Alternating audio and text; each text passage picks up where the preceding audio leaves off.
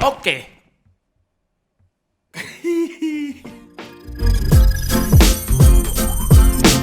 Selamat datang di segmen rehabilitas atau review handphone bekas berkualitas. Dan handphone yang akan kita rehab kali ini adalah handphone yang sekarang menjadi HP dual screen yang paling murah yang bisa kalian temukan di marketplace.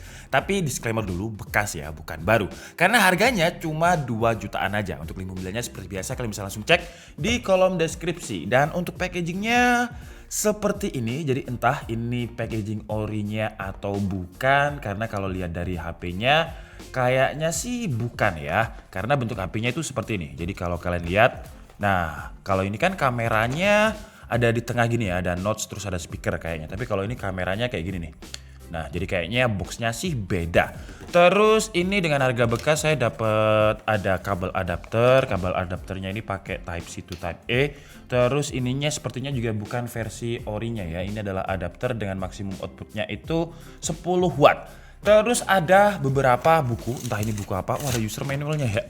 Tapi sepertinya bukan miliknya dia ya, jadi anggap aja ini adalah HP tanpa box gitu. Dan yang menarik, harganya 2 jutaan, kalau kalian lihat ya, ini adalah HP yang kalau dibuka, kebalik dong. Nah jadi dia memiliki 2 layar seperti ini, harganya 2 jutaan, dipegang itu feelnya benar-benar kerasa premium banget. Dan saya kutip di GSM Arena, HP ini di launching pada tahun 2017 dengan harga kalau misalkan dirupiahkan, harganya itu sekitar 9 jutaan, umurnya berarti sekarang sekitar 4 tahun, dan 4 tahun dari 9 juta bekasnya turun ke harga 2 jutaan. Gila ya, turunnya 7 juta lebih. Dan untuk sebuah HP yang umurnya udah 4 tahun, kebetulan saya dapatnya yang lumayan bagus ya, dan di sini ada Docomo ya, Docomo teman baik kita bersama. HP-HP murah itu pasti Docomo ya. Dan kalau kalian lihat di sini tidak ada bekas pemakaian sama sekali, jadi benar-benar mulus. Dan di bagian engselnya ini dia menggunakan bahan material aluminium, jadi dilihat itu solid, dipegang juga kerasa solid. Terus untuk layarnya ini ada dua-duanya ini menggunakan IPS LCD dengan resolusi Full HD, dan keduanya juga pakai Corning Gorilla Glass 5. Terus kalau untuk port-portnya di bagian atas ada audio jack, ada lubang mic, ada wifi antena, terus ada volume up and down, terus ini ada tombol power yang juga bisa menjadi fingerprint, ini ada SIM tray, dan juga ada tombol shortcut. Jadi tombol shortcut ini bisa kita atur di setting, mau dimasukkan, di shortcutkan ke kamera atau aplikasi lain bisa. Di bagian bawah ada konektor yang sudah menggunakan Type C ya, walaupun keluaran 17. Terus di sini ada lubang speaker. Oke, jadi sekarang langsung aja kita cobain HP dual screen termurah dari ZTE yang namanya adalah ZTE Axon M. Jadi di bagian belakangnya ini ada huruf M-nya seperti ini, dan di bagian belakangnya ini ya, dia juga menggunakan aluminium. Jadi tidak ada bahan yang menggunakan plastik. Jadi ini bisa dibilang adalah flagship pada tahun 2017 dari ZTE. Dan ini lumayan kuat ya untuk engselnya ini. Jadi kalau misalkan ini saya taruh HP di sini, tuh ya, ini satu HP, ini ada dompet lagi ya, tuh lumayan kuat. Jadi dia tidak langsung ke bawah gitu. Karena engselnya ini ketika dia ada di posisi seperti ini ya, dia akan bunyi seperti ini nih. Nah jadi dia akan mengunci gitu. Jadi nggak usah khawatir dia akan patah ketika kalian mungkin memegangnya seperti ini, karena dia engselnya lumayan kuat. Terus karena selling point paling pentingnya di sini menurut saya adalah dual screen-nya, jadi mungkin kita bahas lebih ke dual screen-nya aja ya. Apa aja yang bisa kita gunakan di dual screen-nya ini.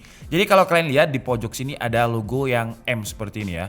Ini bisa kita ganti nih, sama seperti di laptop itu kan ada FN terus displaynya seperti apa. Jadi kalau misalkan kalian mau displaynya langsung jadi satu, tinggal tekan yang ini. Nah dia akan jadi satu seperti ini. Kalau misalkan saya buka contohnya ya, kita buka AIDA deh misal sekalian untuk lihat spesifikasinya. Jadi dia akan jadi satu seperti ini. Kalau misalkan saya pilih yang AB, berarti dia akan, nah seperti ini.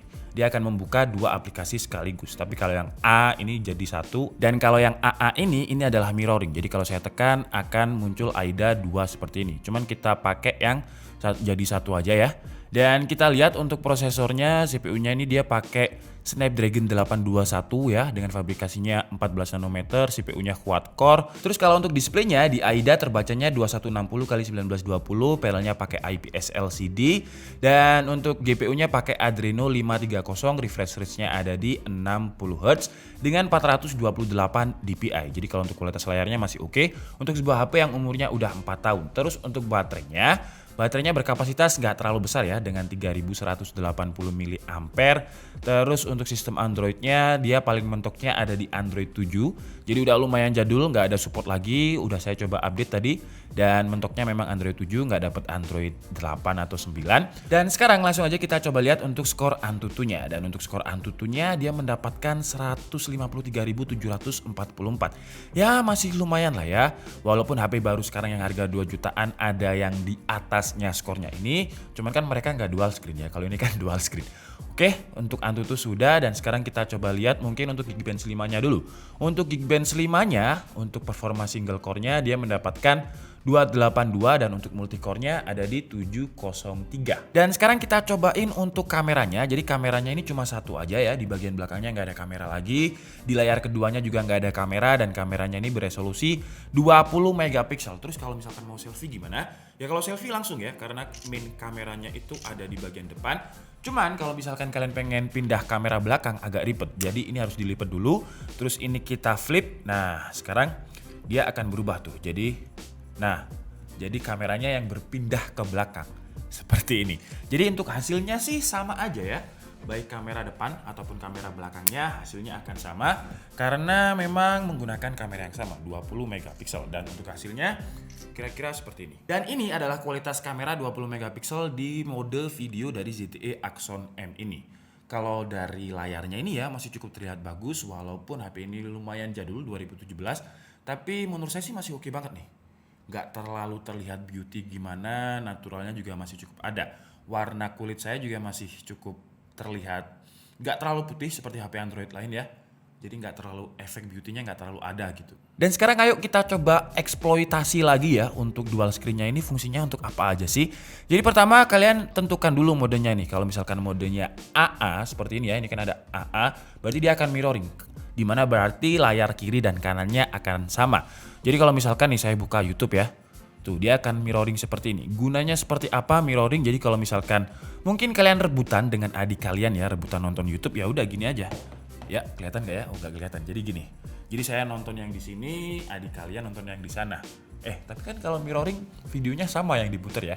Kalau misalkan mau video yang beda, kita bisa pilih mode yang ini nih, yang AB. Jadi dia akan membuka dua aplikasi sekaligus di dua layar. Nah, jadi contohnya seperti ini ya. Misalkan kalian pengen nonton Netflix, satunya pengen nonton YouTube, bisa. Cuman audionya agak gimana gitu ya. Jadi misalkan nih, saya nonton Resident Evil, terus yang ini nonton terserah ya. Kita klik aja ini deh, apa ini nggak tahu ada podcast ini. Nah, suaranya ya. Suaranya cuma bisa satu aja. Jadi yang kepilih ini sekarang adalah suaranya yang podcast dari Reza Arab ini. Seperti ini. Cuman kalau misalkan ini kalian klik ya soundnya ini, dia akan pindah ke Netflix, ya kan? Nah kalau ini saya pencet lagi, suaranya pindah ke yang YouTube. Ini saya pencet lagi, pindah ke Netflix. Tapi yang menurut saya menarik adalah ketika dia bisa running video secara bersamaan. Karena di HP dual screen kalau nggak salah kemarin terakhir LG apa itu ya yang saya dual screen saya agak lupa. Dia memang bisa membuka dua platform streaming seperti ini. Cuman kalau yang LG itu satunya pasti nge-pause. Tapi kalau ini dia bisa jalan bersamaan seperti ini. Walaupun memang audionya jadi bingung ya. Kita harus gantian gitu audionya. Gak bisa jalan bareng. Nah tuh seperti ini. Nah gimana kalau misalkan HP dual screen ini kita gunakan untuk gaming? Sekalian aja kita coba untuk PUBG-nya ya. PUBG aja lah ya karena dia fabrikasinya 14 nanometer, chipsetnya juga cukup jadul. Jadi kita cobain PUBG aja. Oke, jadi sekarang kita udah masuk ke PUBG-nya dan kita coba lihat ya untuk settingannya walaupun Snapdragon 800 series, tapi kan jadul. Jadi apakah dia cuman bisa di smooth dan high dan sekarang kita coba juga untuk sensor gyronya. Jadi tombolnya ini agak aneh ya, rasanya agak aneh karena ketika dipegang seperti ini, yang bagian tangan kiri megang ini tebel, yang bagian kanan tipis, jadi kayak kurang imbang gitu. Dan untuk gyronya kita coba open, always on, apakah dia ada gyronya? Oke, jadi kalau digunakan untuk main PUBG, dia bisanya orientasinya itu seperti ini ya, atau istilahnya portrait tapi dual screen, jadinya kayak nggak bisa gini nih, nggak bisa landscape. Ya, jadi dia meskipun saya ginikan, nggak bisa balik, tapi dia ada gyronya nih. Nah tuh ya masih ada gyronya. Wih lumayan cepet juga lagi gyronya ya. Dan kalau misalkan dual screen seperti ini, karakternya kayak ke stretch gitu gambarnya. Jadi agak aneh juga sih sebenarnya dilihat ya. Nah ini kalau misalkan saya pakai settingan yang 4 jari lagi. Bener ya 4 jari ya? Iya bener, 1, 2, 4. 4 jari seperti ini. Nah tuh, jadi kalau misalkan seperti ini menurut saya nggak nyaman sih ya. Karena karakternya pas ada di tengah. Jadi kalau misalkan saya nembak, musuhnya ketutupan sama frame-nya garis ini nih. Ya kan? Tuh, jadi nggak enak sih. Kalau menurut saya pribadi sih nggak enak ya kalau digunakan pakai dual screen seperti ini. Tuh, itu kan ada bot tuh, contoh. Nah, ini kan ada bot tuh. Botnya ketutupan nih. Misal botnya saya tutupin pakai garis tuh. Nggak kelihatan kan musuhnya? Tapi berhubung saya pro, walaupun ketutupan frame, kalau sama bot aja ya bisa lah saya ya. Oke, jadi untuk PUBG seperti itu, kalau menurut saya pribadi sih, ada bot lagi. Bentar ya, nah tuh. Kalau pas di tengah gini kan ketutupan frame tuh. Tuh, ya kan? Menurut saya agak nggak nyaman sih. Kalau misalnya ini langsung saya tutup nih, misal ya. Wow, dia langsung bisa seperti ini. Nah, kalau kayak gini kan karakternya itu nggak ke stretch. Tapi kalau kayak gini, sampai kakinya bagian bawah itu kelihatan loh. Tuh ya. Jadi kayak ke stretch gimana gitu menurut saya. Oke lah, jadi mungkin cukup segitu aja rehabilitas dari ZTE Axon M kali ini. Karena menurut saya untuk hal lainnya nggak terlalu menarik untuk dibahas. Yang paling menarik untuk dibahas menurut saya adalah fitur dual screen-nya ini. Dan harganya tentunya ya 2 juta. Kalau menurut saya pribadi sih, kalau digunakan untuk daily driver, saya pribadi ya, saya nggak suka. Karena menurut saya agak aneh gitu bawa HP dengan dual screen, bagian depannya layar, bagian belakangnya layar. Jadi kalau dipegang dengan satu tangan seperti ini, apalagi ini lumayan lancip ya kerasanya, jadi nggak rounded. Jadi kalau dipegang dengan satu tangan agak nggak terbiasa sih. Jadi rasanya kayak agak aneh gitu kalau menurut saya. Cuman buat kalian yang mungkin suka multitasking, suka membuka banyak aplikasi di smartphone, mungkin kalian di sini buka Excel sama nugas mungkin ya, nugas secara mobile. Jadi kalian bisa lihat di sini untuk browsing, di sini untuk ngetik pakai notepad. Ya, HP dual screen tuh enaknya memang untuk kebutuhan multitasking, jadi lebih nyaman. Apalagi harganya cuma 2 jutaan. Tapi kalau performanya saya bilang sih ya performa entry level lah ya. Kalau kita lihat dari Antutunya yang 154.000 tadi, PUBG-nya juga smooth dan high. Cuman kalau kalian pengen keren-kerenan gitu ya, kalau kalian nggak lihat video ini, saya yakin kalian nggak bakalan percaya kalau HP ini 2 jutaan ya. Karena memang harga barunya dulu 9 jutaan. Nah, tapi ini suaranya agak ngeri nggak sih? Tuh. Padahal memang ini fungsinya untuk mengunci engselnya. Tapi kayak ngeri-ngeri gimana gitu suaranya. Dan seperti ini biasanya itu ada umurnya nih. Jadi kalau kalian terlalu sering kalian gini-gini kan, biasanya akan cepat. Kalau bahasa Jawa bilang itu apa ya, Tom?